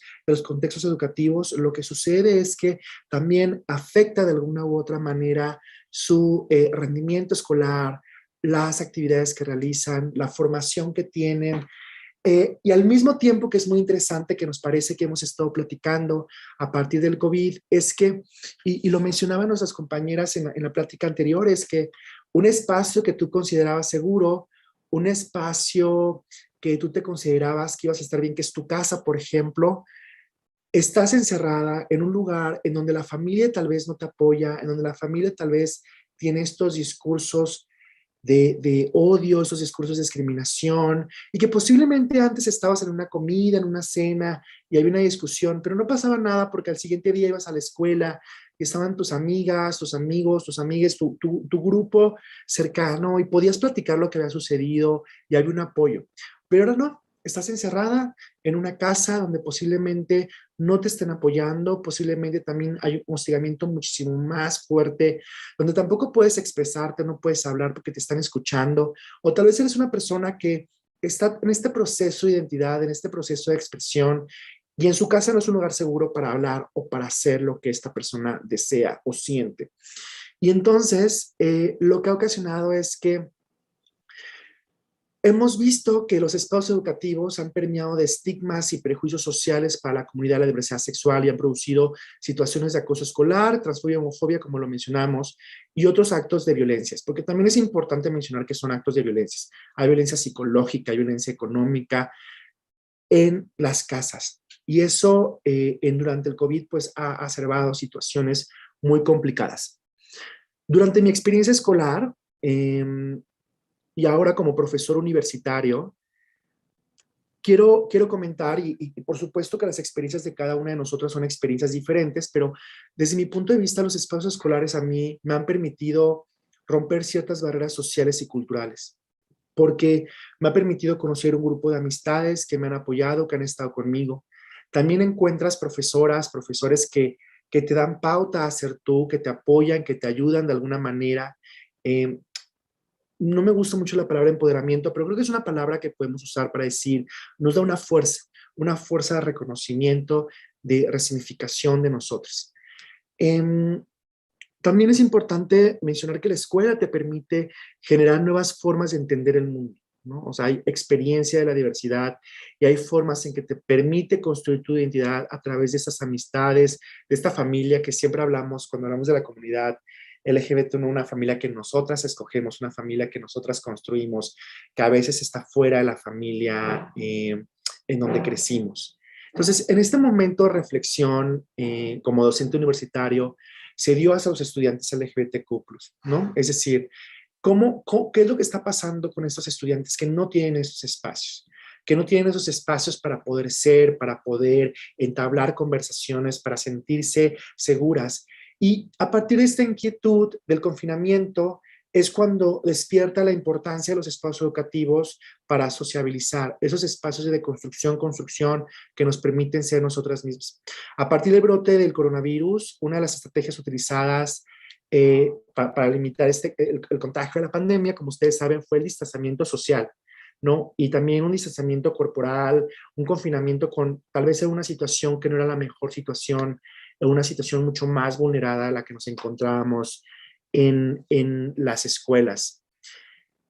Algo que me pareció muy interesante que mencionó la Oficina de Alto Comisionado de la ONU para los Derechos Humanos a través de sus expertos es que se pronunciaron ante esa necesidad de reconocer la importancia del bienestar emocional y de salud de les jóvenes que pertenecen a la comunidad LGBTI. Abro comillas y menciona la oficina alto comisionado. Debido a las restricciones de quedarse en casa, muchas y muchos jóvenes LGBTI están confinados en entornos hostiles con familiares o convivientes que no los apoyan. Esto puede aumentar su exposición a la violencia, así como su ansiedad y depresión. Esto aunado obviamente a situaciones, por ejemplo, en particular, no soy experta en el tema, pero pensaba en mis estudiantes trans que están en una situación en donde, por ejemplo, no se sienten listas en el proceso con la familia o están viviendo una violencia doméstica o un abuso, o algo muy, muy importante también, si tenemos a un estudiante que está en algún proceso de salud y no pueden tener esos accesos al servicio, ¿cierto? Porque no pueden decir en su casa, tengo que salir o tengo que hacer ese tipo de situaciones. Entonces, me parece interesante que también hay autores muy, muy conocidos como Salinas Quirós y Lozano en la literatura que hablan de jóvenes LGBTI, que nos dicen que la familia continúa siendo un lugar donde encontramos un problema. Esto es importante, considero, como docentes, como personas que estamos trabajando con los estudiantes y que estamos en un Zoom, en un Teams, en un WhatsApp, que siempre demos esa oportunidad a estas estudiantes que pueden confiar en nosotros, ¿no? Que encuentren que hay un lugar donde podemos tener lecturas que les permitan meterse en otros mundos, dejar trabajos escolares que les permitan descubrir otras formas de vida, que puedan expresar esas situaciones en las que se están encontrando. Me parece que eso es importante, es interesante, es un trabajo que me parece que es importante que hagamos, que yo estoy tratando de reflexionar y hacer con mis estudiantes. Sin duda, creo que todas, porque creo que todas nos hemos enfrentado a retos particulares en este confinamiento y es importante reconocer que cada una de nosotras tenemos diversidades, tenemos también diversas necesidades y prioridades que nos van a ayudar a tomar y a reaccionar acciones de manera colectiva, ¿cierto? Pensar que podemos tomar acciones de manera colectiva, que podemos ayudar a nuestras estudiantes a estas situaciones que pueden generar problemas de salud mental y emocional. Y no estoy diciendo que nosotras como docentes, porque muchas veces también nosotros nos encontramos en una situación difícil, complicada con la familia, también nos encontramos en una situación tal vez de un bienestar emocional en el que estamos trabajando y por lo tanto es necesario también que lo que hagamos es que si nosotros no estamos listas para ayudar a nuestra comunidad estudiantil, es dónde podemos mandarles, dónde podemos ayudarles para que si tienen algún problema con la familia en la violencia, tienen alguna situación que quisieran trabajar con una comunidad, también nosotras podemos dirigirlas a ese trabajo que se está haciendo de manera colectiva. Para cerrar, creo que hay que buscar y hay que tener la visión de la escuela, que también es un espacio donde hemos vivido discriminación, hostigamiento, pero también un espacio donde la comunidad LGBTI puede transformarse, puede crear nuevos espacios alternos, son espacios donde pueden crear nuevas formas de entender, diferentes formas de vivir. Y tal vez nosotros como personas que ya vivimos esto, ¿no? En situaciones un poco más complejas hace unos 20 años, un poco más, ahora nos encontramos en una situación de docencia donde podemos apoyarles, ¿no? Donde podemos apoyarles y reconocer, aceptar su identidad, sus expresiones, ser parte del proceso de aprendizaje, porque por supuesto esto es un proceso de aprendizaje. Esas actitudes, estas formas que viven los jóvenes en el aislamiento y la falta de comunicación que pueden tener con sus compañeras, compañeros de clase, pues también pueden agraviar su forma que viven, ¿no? Su autoestima, la manera de la autonomía, de poder salir cuando salían de casa. Entonces, me parece interesante que hagamos una reflexión comunitaria como profesoras, profesores, de qué es lo que podemos apoyar y cómo podemos apoyar a la comunidad. Muchísimas gracias. Muchas gracias, Miguel. Muchas gracias, Manuel. Gracias por tu presentación y por ser tan puntual también. Muchas gracias. Yo lamento mucho ser el malo del tiempo y lamento mucho haber acelerado a algunos de ustedes, pero bueno, seguramente habrá oportunidad de seguir conversando. De hecho, tenemos algunas preguntas que quienes nos escuchan pues han estado formulando, y aunque yo también me quedé con muchas ganas, o bueno, tengo muchas ganas de incluir algunas preguntas, vamos a dar paso primero a las que hemos recibido. En primer lugar, envían felicitaciones a los ponentes, consideran que los temas son sensibles y de interés. Y hay una pregunta específica para Gonzalo y Natalia.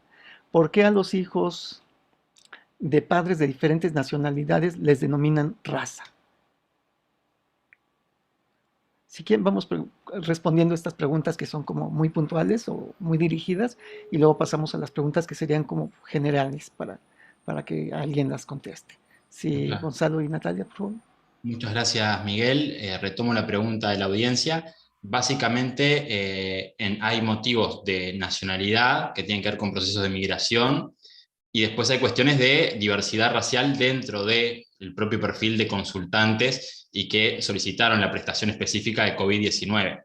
Pero no sé si queda contestada. No es que hagamos una asociación de que nacionalidad es igual a una raza diferente, sino que simplemente hay motivos de migración externa y cuestiones de diversidad racial dentro de la propia población uruguaya.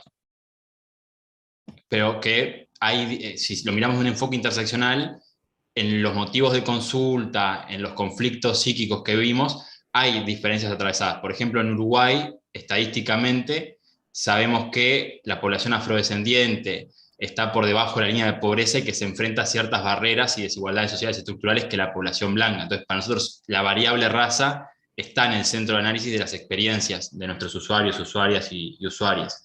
Espero que haya quedado contestada, Miguel. Bueno, yo creo que sí, yo creo que hay la necesidad de visibilizar ciertas características y diferencias sociales, económicas y de distinto tipo que se presentan, y bueno, el término, la categoría, sabemos no existe en términos biológicos para los seres humanos, pero en términos sociales puede ayudar a distinguir estas diferencias que existen. Para Karina Rivera y Rebeca Herrera, ¿las personas con VIH-Sida se vieron afectadas porque todo el presupuesto de acción en la pandemia se fue hacia el COVID? ¿Y qué consecuencias trae esto en la atención de este grupo poblacional? Bueno, la verdad no es una pregunta que podríamos contestar porque nosotros no nos enfocamos en ese sector de la población. Realmente el estudio que hicimos fue sobre el personal de enfermería. Sabemos que sí hubo una parte del presupuesto, pero específicamente para esta unidad el presupuesto fue auspiciado, por iniciativas privadas, también parte del gobierno, pero sí, o sea, no podría aventurarme a hablar algo sobre si esto afecta a otros sectores de la población, porque no es algo que en su momento nos hayamos enfocado. Ok, muchas gracias. Y una pregunta más. Dentro del estudio que ustedes realizaron, ¿se incluyó alguna herramienta para identificar, por ejemplo, las violencias asociadas a la diversidad sexual entre el personal de salud que estuvo en este centro? Dentro de la encuesta las preguntas fueron como muy abiertas, de alguna manera fueron abiertas, y después pudimos categorizarlas, pero solamente era si habían sufrido discriminación específicamente por el uniforme, ¿no? O sea, fuera del ámbito laboral. Ellos también mencionaban que si se les identificaba, o sea, era más la identificación por el aspecto laboral que por otro tipo de cuestiones, ¿no? Si fueran sexuales o raciales, bueno, en otro término. Y en el ámbito dentro del laboral, pues ya eran más específicos, ¿no? Si era por estrés o a lo mejor porque se consideraban que por ser pasantes, mejor no tenían como este entrenamiento, pero al final de cuentas, pues para todos fue un entrenamiento porque fue una enfermedad o sigue siendo una enfermedad que está en constante evolución. Entonces, realmente no hubo dentro de las respuestas de este instrumento algo que nos indicara que pudo haber habido una discriminación por este tipo. Ok, muchas gracias. Para todos, ¿qué herramientas utilizar en este contexto de pandemia para mejorar los servicios de atención y los derechos de las personas LGBTTIQ en sus países, Dominicana, Uruguay y México? Si alguien desea responder a esta pregunta.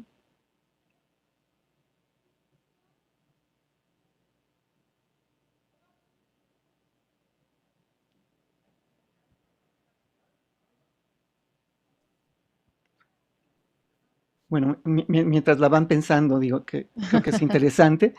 Podríamos señalar una petición a la compañera dominicana, es más bien una pregunta, que desde su experiencia para generar cooperativas de desarrollo económico LGBTIQ, ¿qué compartirías para que otras organizaciones de la sociedad civil puedan llegar a este punto?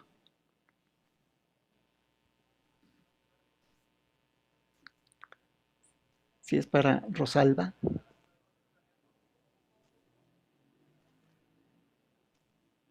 A ver.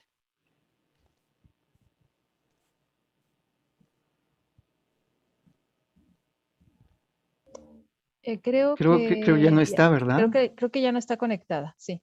Okay, qué pena. Bueno, yo les podré comentar algo. Adelante, Rebe. Les Adelante, pido que abran sus cámaras, por favor. La mía no abre, no sé por qué pasó. Bueno.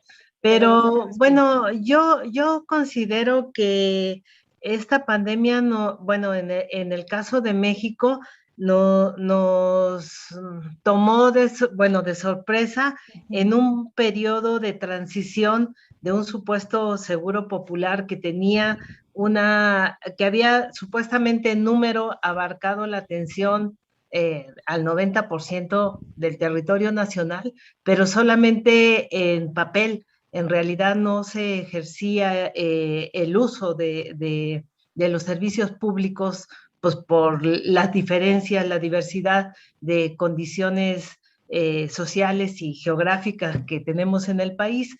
Yo creo que pues sí es un cuestionamiento en general, porque inclusive hoy los nuevos índices que hablan del impacto que tuvo la pandemia, sobre todo en el ámbito de la población informal, se acrecentó en la atención de la salud, porque tuvieron que recurrir a los médicos privados para la atención, y ahí vemos un amplio espectro del mercado en donde había costos, en donde te mandaban el paracetamol para la atención, y en el tratamiento del COVID, y otros que te mandaban tratamientos inclusive muy costosos para curar, supuestamente, ¿no? O sea, en tanto que el protocolo de la atención no estaba definido. Y así como se descuidó a la comunidad, se descuidaron la atención de todas las enfermedades crónico-degenerativas, ¿no? Las cardíacas, la diabetes, o sea, todo quedó en pausa y hasta ahora se ha ido restituyendo, pero bueno, el daño estuvo por lo menos un año en donde las familias tenían que hacer mayor gasto de su economía para la atención de los problemas que ya tenían de salud. Entonces creo que el impacto fue en general, ¿no? Gracias. Muchas gracias, Karina. Para todos, ¿cómo replantear a la familia y o sociedad para romper la discriminación y homofobia? Perdón, Gonzalo, tenías la mano levantada. Gracias, Miguel. En realidad, complementando a la compañera y contestando tu pregunta de cómo mejorar los servicios de salud, creo que estamos hablando como de dos niveles. Por un lado, lo que es la accesibilidad y cómo se vio afectada en tiempos de pandemia, y por otro lado, la calidad de las prestaciones que se ofrecen y la percepción de calidad de atención de usuarios, usuarias de nuestros servicios.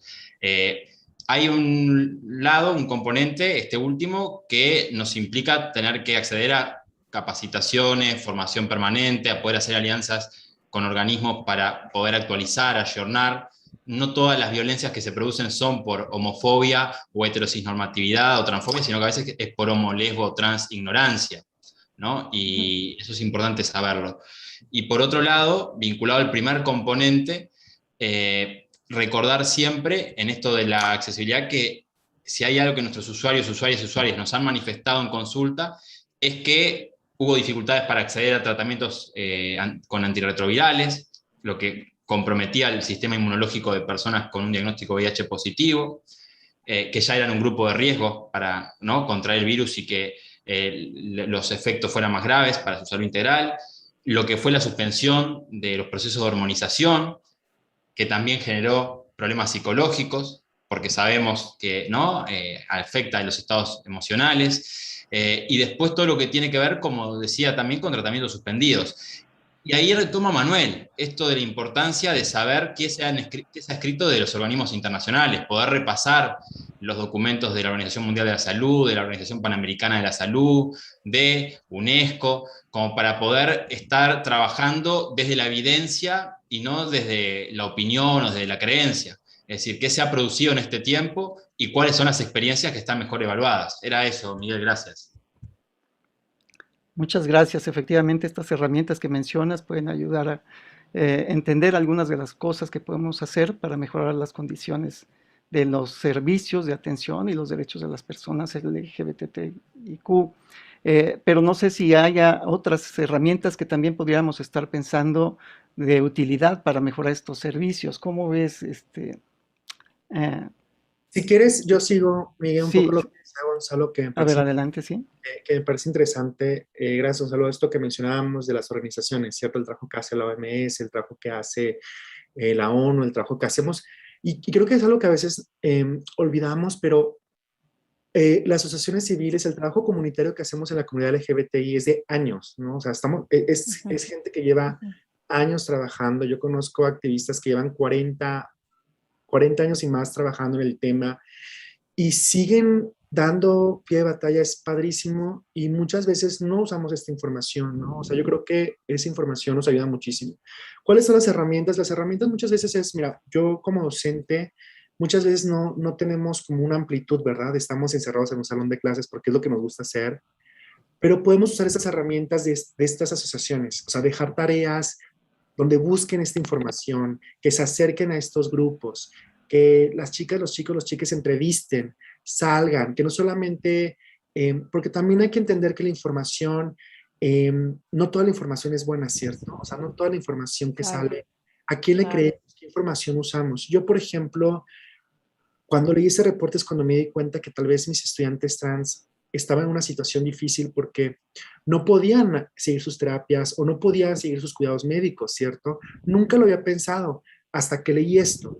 Al leer esto ya me di cuenta que tal vez por eso algunas personas no prendían la cámara o no se sienten a gusto como estaban expresando su situación. Entonces, yo creo que usar esta información como una herramienta de comunicación y como una herramienta de aprendizaje constante en lo que estamos viviendo nos ayuda muchísimo. Y la entablo con la pregunta que decían sobre las familias, ¿no? O sea, ¿cómo podemos cambiar? La familia cambia a través de esos cambios culturales. Si instituciones importantes como de salud nos dicen que esto sucede, la gente empieza a transformarse, ¿no? Es un cambio lento, no es rápido, pero va existiendo. Entonces creo que es un trabajo que tenemos que seguir haciendo como comunidad, ¿no?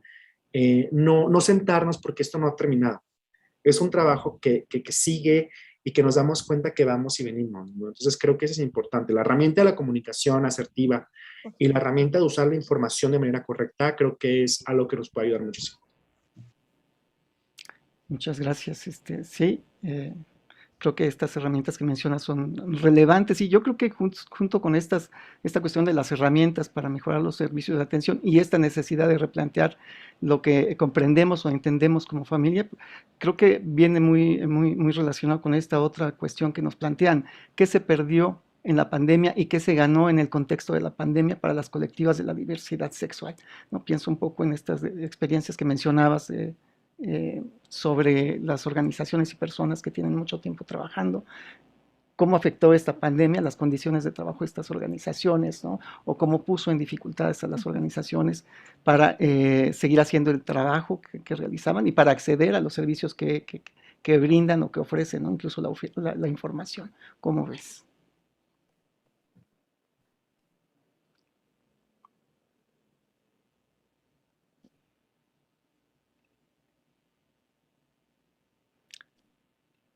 ¿Qué podríamos pensar con esto?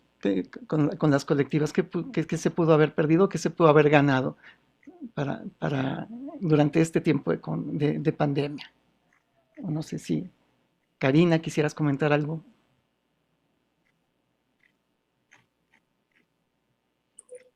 Estoy reflexionando la pregunta. Es una, bueno, que dice, Natalia. como dicen, creo que depende mucho de los contextos, ¿no? Definitivamente, o sea, vemos aquí diferentes países, ¿no? Nacionalidades, y cada una tiene sus particularidades, ¿no? En este caso, a lo mejor en caso particular, que trabajamos no tanto con los usuarios, sino a lo mejor con los que prestan estos servicios de salud, ¿no? También es importante, o sea, justo como lo mencionaba, ¿no? ¿Qué es lo que proponen las organizaciones y qué es de lo que son propuestas a veces, no sé, como por ejemplo el trabajo decente, ¿no? Que son propuestas que ya tienen años, pero realmente no se han visto implementadas, ¿no? Y sobre todo lo vemos en zonas, bueno, en países como de América Latina, ¿no? En general, o en general en el mundo, que no se han visto implementadas estas propuestas y que sin duda, pero ellos también piensan como que tengan un alcance de aquí a 10 años. ¿Cómo se va a alcanzar propuestas que llevan 15 años atrás y que en 5 o 10 años ya sean como de trabajo decente y que todos tengan acceso a un servicio de salud óptimo y que no anden como en zozobra, ¿no? Con la calidad en bueno, en lo que yo me enfoco en los servicios de salud, ¿no? Entonces sí hay que como pensar que es como nosotros, como desde nuestras trincheras podemos aportar, ¿no? También pues a esto. Muchas gracias, Karina. En las escuelas ha sido común los procesos de bullying y ya se han hecho campañas, pero ¿qué más necesitamos hacer? ¿Sería necesario que todas las escuelas de todos los niveles, que en todas las escuelas de todos los niveles haya protocolos para evitar la violencia y discriminación? ¿O cuál sería el papel real de las instituciones cuando se presentan casos de acoso, de violación? Digo, porque ya nos mencionaba Manuel sobre las escuelas como un espacio que podía ofrecer cierta seguridad para las personas LGBTIQ, pero aún es mucho el camino que falta por realizar. ¿Qué otras cosas sería necesario hacer? Gonzalo, creo que tienes la mano levantada sobre esto. ¿Podrías apoyarnos? En realidad, Miguel, era sobre lo anterior, Okay. y era reforzando a Karina. Bien. Por ejemplo, en el caso de Uruguay, ayer se lanzaba en Montevideo el mes de la diversidad, y justamente hablando con las organizaciones de la sociedad civil, nos decían, bueno, en tiempo de pandemia logramos nuclear 95 familias, haciendo acompañamiento y sostén emocional a niños, niñas y adolescentes, trans o con variantes de género.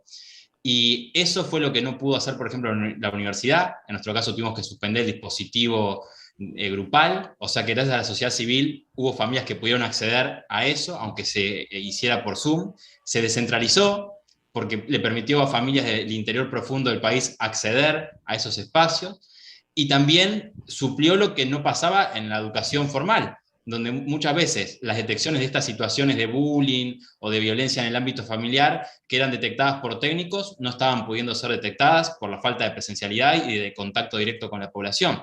Entonces, si habrán hecho aportes los movimientos sociales, además de ollas populares para las personas que habían quedado en situación de desempleo, lo que fue, bueno, México lo sabe bien, esto de poder abrir refugios para personas que estaban en situación de calle o que habían quedado en situación de calle a partir de perder el trabajo.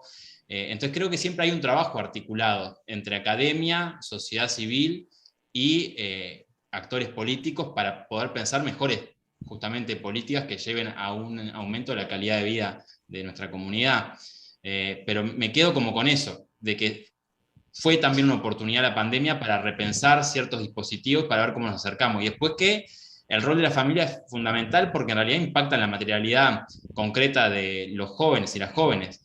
Es decir, necesitamos de un papá, una mamá o un adulto referente para un cambio de nombre y sexo registral, para comenzar un proceso hormonal, y cuando eso no está, lo importante es que haya otros actores que puedan dar un sostén afectivo. A veces, esto de construir comunidad, que puede ser desde una organización a el centro educativo, a los amigos, amigas construidos como la nueva familia cuando hay un rechazo en la que es biológica. Pero lo fundamental es construir sostén y poder llegar a esto de pasar de la vergüenza al orgullo. Y para eso la comunidad como tal es fundamental. Era eso, Miguel, gracias. Muchas gracias, Gonzalo. Y bueno, sí, efectivamente esto también está muy vinculado con el bullying que tradicionalmente puede encontrarse en las escuelas, ¿no? Y las formas o las nuevas formas que también esta pandemia nos ha permitido implementar para conocer de estas situaciones que se pueden vivir, ¿no? Han sido varios los casos en los que, gracias a los registros que quedan en estos espacios virtuales, es posible identificar conductas homofóbicas del personal educativo, y que esta visualización de este tipo de conductas pues va conduciendo también a esta transformación de la misma sociedad y de los espacios educativos, ¿no? Pero quizás en una manera más amplia. No sé cómo tú lo ves. Yo podría, pero no sé si Julio Antonio iba a comentar algo. ¿Quiere levantar la mano o voy? ¿Podrá que hable de esto? Adelante, por favor, Julio. Fíjate, Miguel, que es bien importante la experiencia que hemos vivido. Nosotros trabajamos, o bueno, yo trabajo el tema de infancias trans. Y dos cosas que son, nosotros tenemos un artículo, Fernando Salinas y un servidor tenemos 2 artículos sobre infancias trans, y lo que identificamos es el apoyo de las redes familiares, ¿no? Es fundamental el apoyo de las mamás, de los papás, de los tíos, de los abuelitos en esa transición. Y la otra, los protocolos y sensibilización, sobre todo, a falta de protocolos especializados del sector salud en México, a diferencia del caso de Chile y Argentina, que tienen bastante avanzado, el tema de la sensibilización por parte del profesorado, de todo el conjunto de la escuela, ¿no? Desde el profesorado, el personal administrativo, la persona que limpia, todos tienen que estar sensibilizados respecto a la diversidad de género y a la diversidad de orientaciones sexuales, ¿no? Desde el kinder es fundamental. Nosotros tenemos la experiencia de una joven, Coraline, que desde el kinder, la profesora del kinder, la psicóloga ella era muy infeliz en el kinder, y la llevaron al psicólogo, a la psicóloga del kinder, y entonces ella identifica que es trans. Es la primera persona que le dice a la mamá, tu hija o tu hijo es trans. Y la mamá, después de un proceso un tanto complicado, se vuelca y abraza a la hija trans y le da un apoyo que no tiene, un apoyo que logra que en la primaria vaya como niña, sin documentos, sin mayor protocolo, pero el profesor que la atiende en el 5º y 6º grado es sensible al tema y la recibe como niña, y los alumnos, a diferencia de este claro, diagnóstico que habla Manuel, que es importantísimo, donde hay violencia, acoso, discriminación en las escuelas, a Coraline no la violentan, al contrario, la cogen como una niña y una alumna más, es súper importante.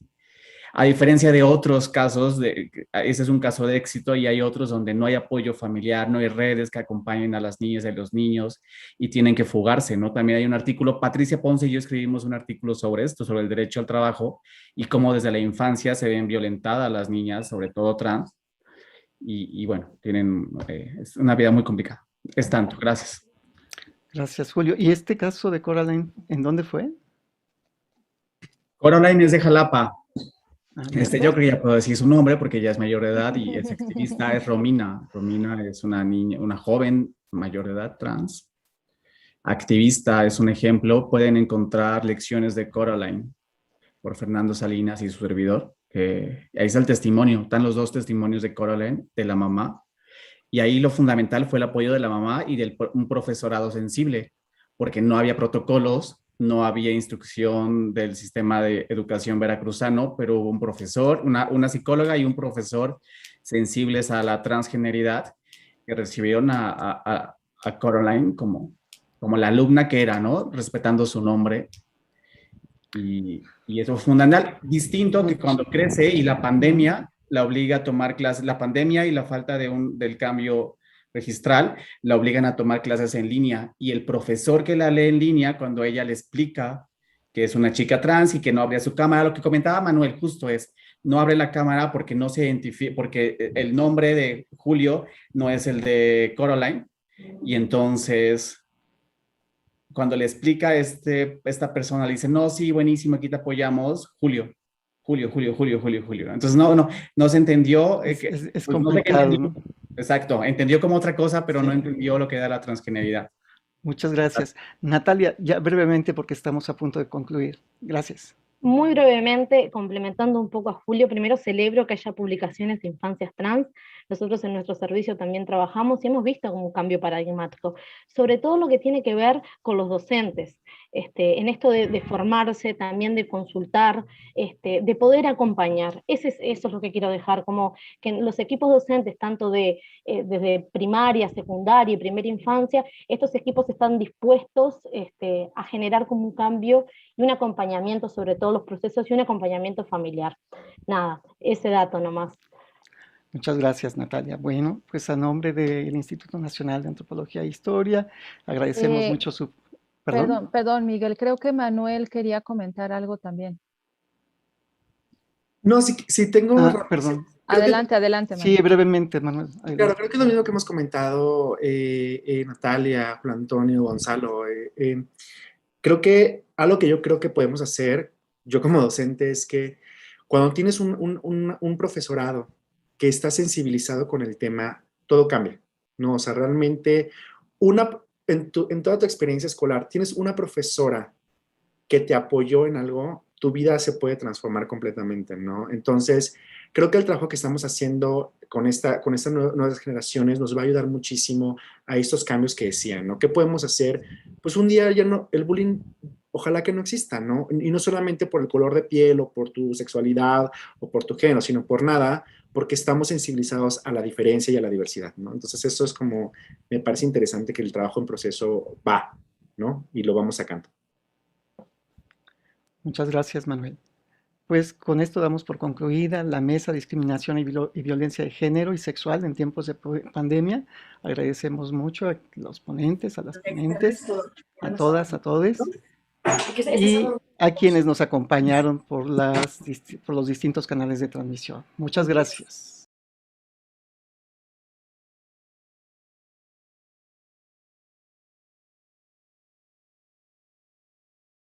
Instituto Nacional de Antropología e Historia. Secretaría de Cultura. Gobierno de México.